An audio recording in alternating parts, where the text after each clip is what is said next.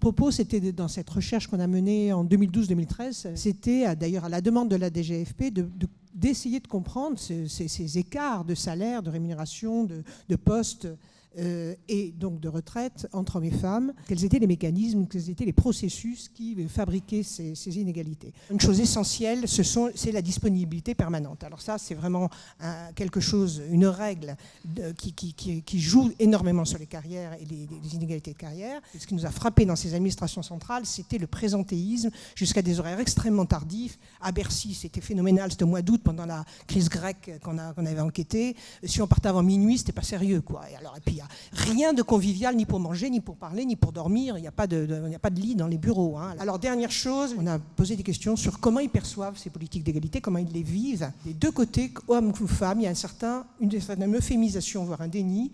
Souvent, d'abord, parce qu'on est dans la fonction publique et qu'on se dit quand même, s'il y a les concours, il y a tout ça, c'est formidable, la fonction publique. Mais une des découvertes qu'on a faites, c'est que le congé maternité, il est respecté parce qu'ils n'ont pas le choix quand même.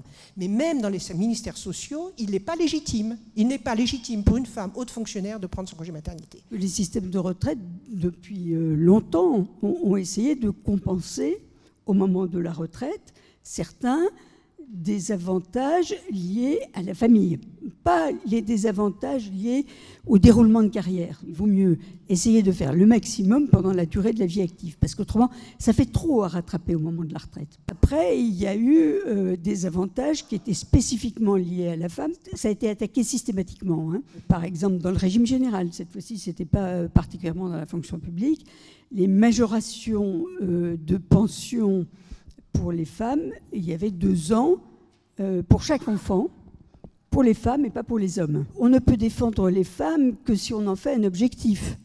Si on laisse passer une réforme, par exemple dans la réforme de 2003, les syndicats qui n'étaient pas du tout contents qu'on veuille leur appliquer certaines règles du privé, on dit « nous, on ne négociera pas ». Il n'y a que les syndicats pour pouvoir dire certaines choses.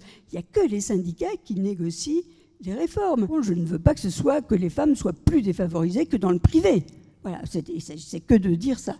Ben, ça n'a pas été demandé. Ce qu'on ne demande pas, ben, on ne l'a éventuellement pas. Donc, il faut sans complexe défendre la situation des femmes, pas de celles qui ont déjà liquidé leur pension, puisque celle-là, c'est fait, non, mais de celles qui vont liquider leur pension. Donc, pour cette réforme, il faut bien voir que certains vont vouloir garder des situations avantageuses. Par exemple, la situation qui fait que vous avez des majorations de retraite de 10% quand vous avez des enfants, un certain nombre d'enfants. Elle est plus avantageuse pour les hommes que pour les femmes. Ce qui n'a pas échappé, par exemple, à ceux qui ont travaillé sur la réforme de 2014 et qui avaient pensé faire quelque chose qui était un montant fixe pour tout le monde. Bon, hommes, femmes, en fonction du nombre d'enfants. Oui, mais il y a quelques lobbies qui sont bien placés, pour qui ce n'est pas avantageux, parce que c'est essentiellement des hommes. Donc, ils veulent garder le 10%. Donc, il ne faut pas sous-estimer ça. Les modes de calcul aussi différents sont très difficiles à défendre. Ce n'est pas 42 régimes qui sont importants. C'est 3 manières de compter. Donc moi, ce que je veux dire, c'est avoir un peu plus, peut-être, d'abord de volontarisme. On doit se battre au niveau des commissions paritaires pour faire respecter cette parité, cette égalité entre les hommes et les femmes.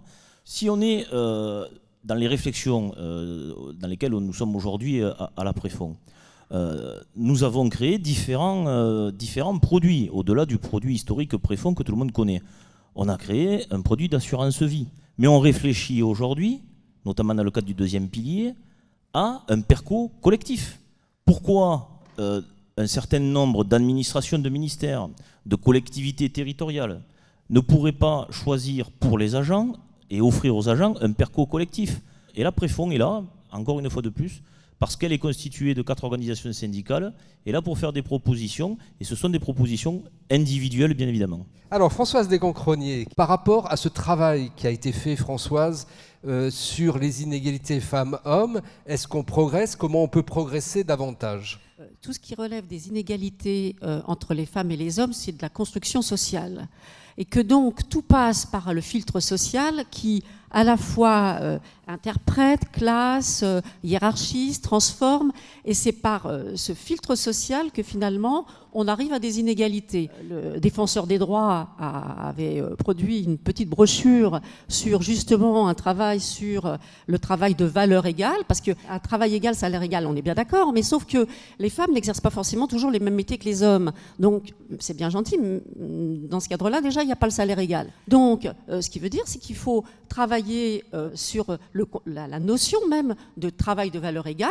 Ça veut dire quoi? Ça veut dire qu'il faut voir en même ce que représente le travail, par exemple, d'un infirmier et d'infirmière. On sait bien que la majorité sont plutôt des infirmières, avec un travail plutôt de la filière technique, et voir en quoi, eh bien, ils ne seraient pas de la même valeur pour avoir des démarrages de carrière de la même façon et des parcours professionnels de la même façon. C'est une grande cause du quinquennat. Dans l'établissement public dans lequel je travaille, c'est une grande cause nationale. Il faut que cette grande cause soit prise à bras-le-corps pour aller de l'avant. Qui souhaite intervenir, réagir à ce que vous avez entendu? Voilà, une main qui se lève et le micro qui va venir jusqu'à vous. Aujourd'hui, le principal frein à la promotion des femmes, c'est la mobilité géographique forcée. Beaucoup de femmes renoncent à passer les concours internes, renoncent à des promotions au choix, parce qu'il faut partir. C'est une pratique, essentiellement une pratique. Alors dans le protocole d'accord, je ne sais pas si vous l'avez vu, mais il y a effectivement un point sur le sujet. Il y a des mesures contraignantes et il y a un fonds d'intervention financier donc qui permet de récupérer les amendes des collectivités, des employeurs publics qui finalement ne joueraient pas le jeu de la lutte pour l'égalité. Toute la question est de la transition. Il faut à la fois qu'on se batte, nous syndicats, sur l'égalité de professionnels et de carrière pour les femmes et pour les hommes, et à la fois dans la réforme qui vient et celles qui suivront, etc., qu'on ait les mesures, qu'on conserve des mesures compensatoires aujourd'hui parce qu'elles sont indispensables et qu'on se donne la liberté de les revoir au fur et à mesure des évolutions.